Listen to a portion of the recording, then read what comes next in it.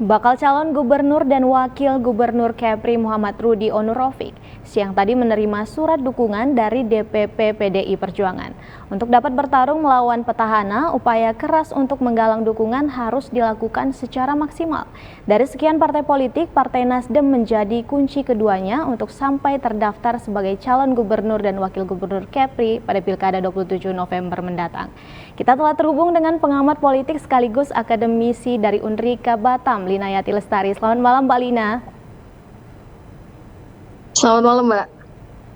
Mbak Lina, apakah Anda sependapat dengan Bang Rahmayandi Mulda bahwa langkah Rudi Rofik masih cukup berat untuk sampai pilkada meski telah mengantongi dukungan dari PDI Perjuangan siang tadi, Mbak Lina?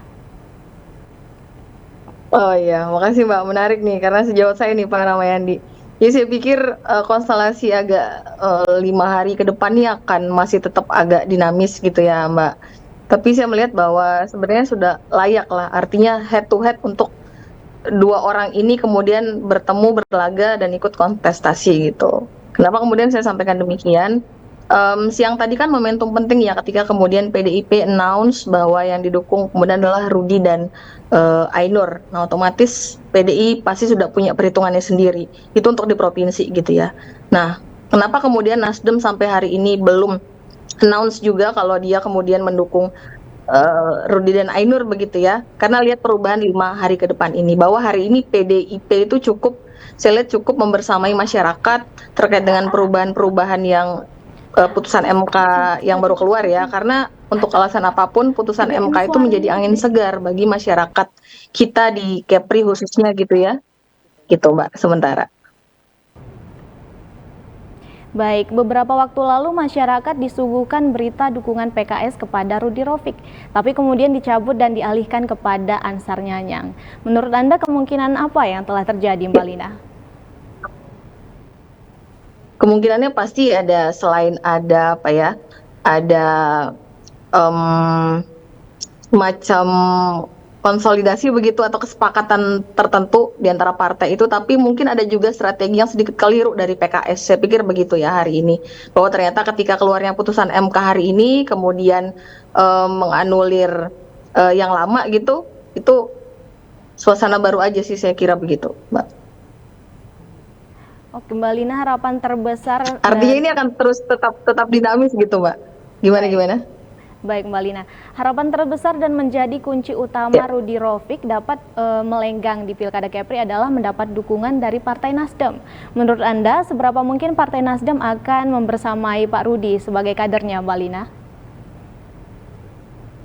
Ya, tentunya kalau kita lihat rekam jejak Pak Rudi kan gimana pun dia telah membersamai Nasdem cukup lama ya, membawa Nasdem sampai bisa punya kursi yang cukup banyak di beberapa kota kabupaten, bahkan bisa mendudukan di nasional begitu ya, DPR RI terakhir begitu. Itu sudah cukup luar biasa capaian dia sebagai pimpinan Nasdem di daerah gitu. Nah, kemudian ditambah lagi dengan Pak Ainur yang punya rekam jejak yang cukup lama gitu di Karimun. Artinya kan kantong suara terbesar itu salah satunya ada di Batam, kemudian salah duanya ada di Karimun. Nah, saya pikir itu menjadi kolaborasi yang cukup menarik, apalagi tadi ya saya bilang tambahan putusan MK hari ini kan minimal menjadi angin segar tadi, selain bagi masyarakat, bagi PDIP juga yang diduga memang membersamai wong cilik gitu, sehingga akan ada atensi-atensi yang berbeda pada pendukung Golkar, pendukung PKS, pendukung PDI dan Nasdem tentunya begitu, Mbak. Baik, faktor apa yang kira-kira menjadi alasan PAS bagi Partai Nasdem untuk tidak mendukung Rudi Rofik? Karena yang kita tahu Nasdem secara kursi DPRD di kota dan kabupaten serta provinsi meningkat di bawah kepemimpinan Rudi, Mbak Lina.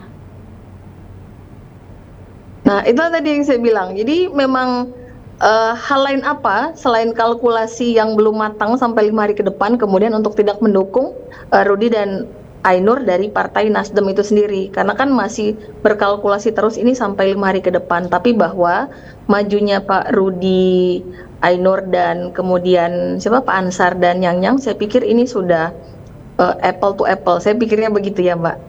Karena melihat konstelasi beberapa waktu belakangan ini, tambah lagi kemarin dan tadi siang gitu, Mbak.